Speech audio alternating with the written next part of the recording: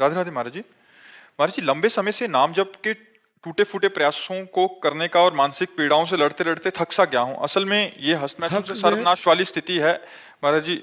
हाँ, ये तभी तभी बार ऐसी बार लगातार चलने वाले नकारात्मक हाँ, तभी बेवजह ऐसा नहीं तो थक जाना। अरे इसमें उत्साह होता है, पूरा जीवन लगा देने के बाद भी ऐसा लगता है कि काश मुझे भजन करने की ऐसी विधि मालूम होती कि मैं एक श्वास में हजार हजार बार नाम जप करूं, इतना श्वास रोकूं कि 1000 नाम जप करूं। मतलब इतनी भूख बढ़ जाती है, इतना उत्साह बढ़ जाता है भजन करने का।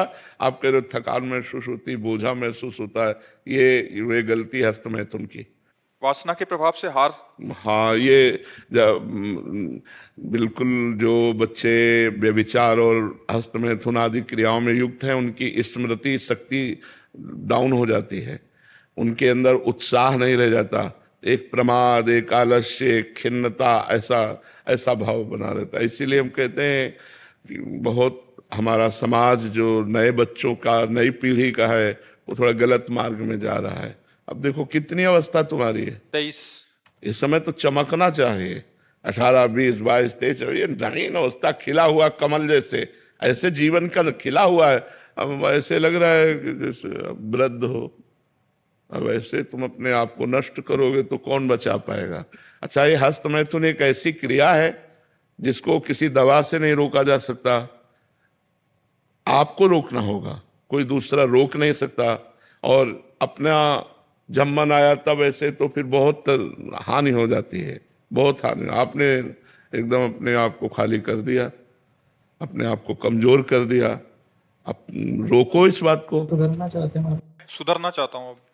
तो आपको सुधरना पड़ेगा इसमें। इसीलिए तो कह रहा हूं, इसमें ना तो कोई वैद्य काम कर सकता है, ना कोई डॉक्टर काम कर सकता है, ना कोई गुरु काम कर सकता है। भाई अमुक चीज नहीं खानी है, वो आपको नहीं खानी है, अमुक क्रिया नहीं करनी है, वो आपको नहीं करनी है। लेकिन क्या होता है, छोटे छोटे बच्चों को ये गलत आदत लग जाती है तो उनको सुख का साधन समझ में आता है और वो उस क्रिया को बहुत बार करते हैं, जिससे उनकी हड्डियों तक से पावर निकल जाता है। शरीर में एक क्षमता है, और क्षमता से अधिक जब उसको आप करोगे तो नष्ट हो जाएगा, शरीर नष्ट होने। तो जैसे नए बच्चे हैं, अब आंखें धस रही हैं, मस्तक धस रहा है, एक जैसे डिप्रेशन का आदमी ऐसा चेहरा हो रहा है, उसका कारण हस्तमैथुन है। उसको छोड़ना होगा, नहीं तो आप परेशान हो जाओगे। अभी अभी क्या करूं?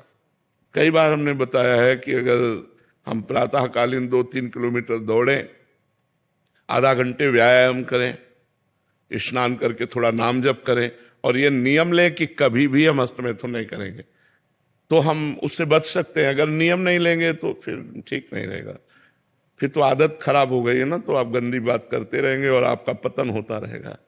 मैं पूरा प्रयास करने को तैयार हूँ गुरुजी, मैं पूरा। चूंकि प्रयास का पावर ही नहीं रह गया तो प्रयास क्या करोगे, प्रयास करने का पावर ही नहीं रह गया। शाम तक तुम नियम में रहोगे, रात्रि में फिर फेल हो जाओगे। इसीलिए आपके बल से आए हैं गुरुजी। अब हमारा बल तो तब काम करे जब राधा राधा नाम रटो। हमारा बल तो राधा नाम है, राधा राधा रटो, देखो तुम्हारा जीवन परिवर्तन। मरने के लिए तैयार हूँ पूरा। मरने के लिए तैयार नहीं, अमर होने के लिए तैयार हो। मरने के लिए तो तैयार हो चाहे लो, मर ही जाओगे जब मरने का समय आ जाएगा। तैयार होना अमर होने के लिए, मनुष्य जन्म मिला है अमर होने के लिए, अविनाशी स्वरूप में स्थित होने के लिए। राधा नाम जप करो, अच्छा भोजन करो, 2 किलोमीटर दौड़ लगाओ सुबह, ब्रह्म मुहूर्त में 4 बजे उठो, और रोज नियम लोक में कभी हस्तमैथुन नहीं करूंगा, देखो प्रयास करके। ठीक है। अमित मिश्रा जी। राधे राधे महाराज जी। राधा वल्लभ श्री हरिवंश प्रभु जी। महाराज जी, जीवन में कभी कभी ऐसा प्रतीत होता है कि सब पहले से निर्धारित है, परंतु कभी कभी ऐसा लगता है कि हम ही सब कुछ कर रहे हैं। ऐसा क्या किया जाए कि पहले से निर्धारित 2 चीजें हैं, सुख और दुख, लौकिक। जो हमारे पाप कर्म हैं उनका फल दुख, जो पुण्य कर्म है उनका फल सुख। इसके बाद क्रियमाण कर्म है, इसे कहते हैं प्रारब्ध कर्म। एक होता है संचित कर्म, जो गोदाम की तरह हमारे बहुत जन्मों के कर्म जमा है, पाप पुण्य मिला के। ये जो पाप पुण्य का उनमें से कुछ भोग निकाला गया, उसे प्रारब्ध कहते हैं। अब जो हम कर रहे हैं वो क्रियमाण है, जो कर्म नया कर रहे हैं वो क्रियमाण है, वो पहले से निर्धारित नहीं। वह बुद्धि के द्वारा या कुबुद्धि के द्वारा, कुबुद्धि के द्वारा गलत आचरण, बुद्धि के द्वारा अच्छे आचरण, ये अब हमें छूट है, हम कर सकते हैं। तो वही जो हम कर रहे हैं वही फिर आगे मिलना है। तो ये सब पहले से निर्धारित नहीं है। सुनो भरत भावी प्रबल बिलख कहो मुनिनाथ, हानि लाभ जीवन मरण जस अपजस विधिहान। ये पहले से लिखा हुआ है, पहले से लिखा हुआ है। आप कब मरोगे, कहाँ मरोगे, कैसे मरोगे, पहले से लिखा है कि आप चाहे जितना पढ़े लिखे हो तुम्हें सफलता नहीं मिलेगी। ये पहले से हमारे पूर्व कर्म, हानि लाभ जीवन मरण जस अपजस, ये पहले से लिखा है। अब हम जो नवीन कर्म कर रहे हैं ये लिखा पढ़ी का नहीं है, ये विवेक और अविवेक का है, अज्ञान और ज्ञान का है। राधा शर्मा जी गुजरात से। राधे राधे महाराज जी। महाराज जी आपके चरणों में कोटि कोटि प्रणाम। महाराज जी, जब साधक जब स्वयं से नाम जप करता है तो क्या वो पूर्ण फलदायी होता है अथवा सच्ची सफलता के लिए गुरु का आश्रय और कृपा ही अनिवार्य है? हाँ, गुरु का आश्रय कृपा अनिवार्य है। नाम जप ऐसे करने का फल होगा कि सच्चे गुरु मिलेंगे और सच्चे गुरुदेव की कृपा का फल होगा कि भगवान की प्राप्ति होगी। मोक्ष मूलम गुरु कृपा, मोक्ष का मूल क्या है, गुरु कृपा है। मंत्र का मूल क्या है, मंत्र मूलम गुरु वाक्यम, गुरु के मुख से निकला हुआ जो नाम है वो हमें सिद्धि प्रदान करता है, वो हमें भगवत साक्षात्कार प्रदान करता है। और हमारे अहंकार का नाश गुरु चरणों की शरणागति से ही होता है।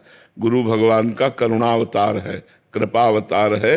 कृपा रूप जो अप धरो, मानो भगवान की कृपा ने ही हमारे कल्याण के लिए, पर्सनल हमारे लिए वो कृपा अवतार है, कृपा ने ही रूप धारण किया है, ऐसा हमें भाव रख। हरि और गुरु में जिनको अंतर नहीं दिखाई देता वो बहुत जल्दी भगवत मार्ग में आगे बढ़ जाते हैं। और जो गुरु को प्राकृतिक मनुष्य समझता है फिर उसमें बहुत समय लगता है। पहले भाव गुरु में बदले तब पूरे जगत में बदल जाए। पूरा जगत भगवान का स्वरूप है, ऐसा अनुभव करना है, तभी मोक्ष प्राप्त होगा, तभी भगवत प्राप्ति होगी। तो पहले अपने गुरु में ही भगवत भाव कर ले, गुरु में ही हम दोष दृष्टि न करें, गुरु को ही हम मनुष्य न समझें, भगवान का रूप समझें, तब हमारी बात बनेगी। वंदना जी हरियाणा से। राधा वल्लभ श्री श्री हरिवंश महाराज जी। गुरुदेव, कर्म कांड क्या है और भक्ति भजन क्या है? हम कैसे जाने कि हम कर्म कांड दिखावा कर रहे हैं या सच में भक्ति कर रहे हैं? नहीं, तीन बातें कह दी आपने, कर्मकांड, दिखावा और भक्ति। कर्मकांड कहते हैं जिसे शास्त्र आदेश करता है, ऐसा करो ऐसा करो, ऐसा विधान, उसे कर्मकांड कहते हैं। शास्त्र प्रमाण के अनुसार जो होता है उसे कर्मकांड कहते हैं। और जो भगवान के लिए किया जाता है उसे भक्ति योग कहते हैं, और जो दिखावे के लिए किया जाता है उसे पाखंड कहते हैं। बात समझ में आ रही? जो भगवान के लिए हम कर रहे हैं, जैसे हम पद गायन कर रहे हैं, भगवान के लिए गा रहे हैं, लेकिन देखा चार आदमी बैठे हैं तो हम पद गायन करके आंसू बहा रहे हैं, वो जाने भगत है तो वो हम लोग दिखावे के लिए कर रहे हैं। और एक कर्म कांड है, ऐसे कर्म, इन मंत्रों का प्रयोग से, इन देवता का अर्चन बंदन आराधन, ऐसे ऐसे, ये सब कर्म कांड, जैसे श्राद्ध है, पिंडदान, ये सब कर्म कांड के अंतर्गत आता है। और जो हम भगवान के लिए कर रहे हैं उसे भक्ति कहते हैं, और जो दिखावे के लिए कह रहे हैं उसे पाखंड कहते हैं। श्राद्ध का क्या महत्व हुआ अगर हम कर्म कांड कर रहे हैं? अगर आप कर्म कांड कर रहे हो तो पुण्य है, पुण्य का फल सुख मिलेगा, ना कि भगवान। भगवान थोड़ी मिल जाएंगे, भगवान तो भक्ति योग से मिलते हैं, कर्म योग से मिलते हैं, केवल कर्म कांड से थोड़ी मिलते हैं। भगवान कर्म योग से मिलते हैं। जो कर्म भगवान को समर्पित कर दिया जाता है और भगवान का स्मरण किए करते हुए किया जाता है, उससे भगवान की प्राप्ति होती है।